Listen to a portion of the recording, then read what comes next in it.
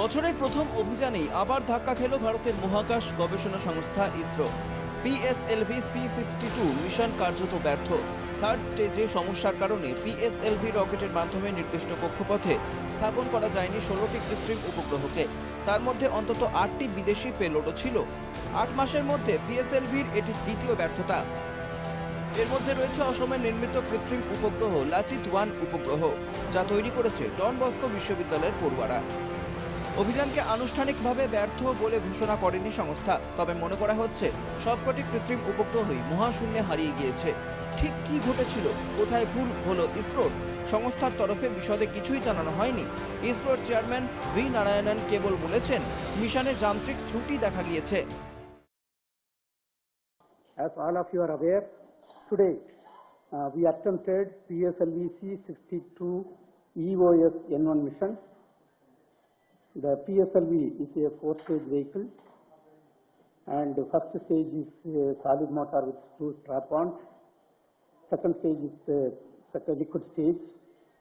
Third stage is again a solid stage. Fourth stage is a liquid stage. PSLV রকেটটি সোমবার সকাল 10:18 অন্ধ্রপ্রদেশের শ্রীহরিকোটার সতীশ ধাওয়ান মহাকাশ গবেষণা কেন্দ্র থেকে উৎক্ষেপিত হয়। ডিফেন্স রিসার্চ অ্যান্ড ডেভেলপমেন্ট অর্গানাইজেশনের তৈরি বিশেষ কৃত্রিম উপগ্রহ অন্বেষাও এই রকেটে ছিল। উৎক্ষেপণ সফল হয়েছিল।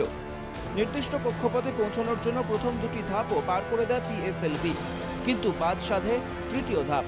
উৎক্ষেপণের 8-10 মিনিটের মধ্যে সেখানেই যান্ত্রিক ত্রুটি দেখা দেয় এবং কাঙ্ক্ষিত কক্ষপথ থেকে দূরে সরে যায় rocket. And the performance of the vehicle close to the third stage was as expected and as predicted. And close to the end of the third stage, we were seeing some disturbance in the vehicle, and there was a deviation in the path of the vehicle, and the mission could not proceed in the expected path. That is what is the information right now available. Now we are going through the data, and we have to get the data from all the ground stations. And once the data analysis is completed, we shall come back to you. PSLV ইসরোর অন্যতম নির্ভরযোগ্য মহাকাশযান। অতীতে এই রকেটের কাঁধে চেপে বহু ছোট বড় অভিযানের বৈতরণী পার করেছে ভারতীয় সংস্থা। এই নিয়ে 64টি অভিযানের মধ্যে পিএসএলভি ব্যর্থ হলো মাত্র 4টিতে।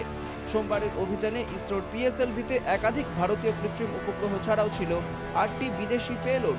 থাইল্যান্ড ও ব্রিটেনের যৌথ প্রচেষ্টায় গড়া পৃথিবী পর্যবেক্ষণকারী স্যাটেলাইট, মৎস্যজীবীদের দুর্ঘটনাগ্রস্ত নৌকাকে সাহায্যের জন্য প্রয়োজনে বিশেষভাবে তৈরি করা ব্রাজিলীয় স্যাটেলাইট, এছাড়া স্পেনের একটি সংস্থায় তৈরি করা রি-এন্ট্রি ক্যাপসুল, নেপালের ছাত্রদের তৈরি স্যাটেলাইটও পিএসএলভির মাধ্যমে মহাকাশে পাঠানো হয়েছিল।